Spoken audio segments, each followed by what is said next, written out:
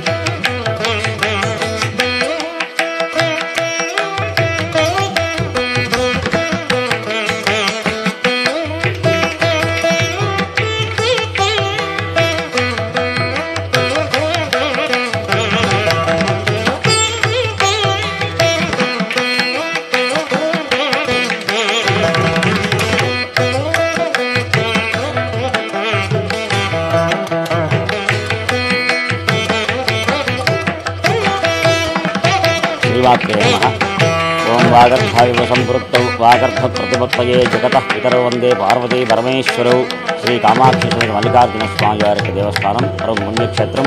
ఈ క్షేత్రంలో విశేషంగా బ్రహ్మోత్సవ కార్యక్రమాలు జరుగుతున్నాయి।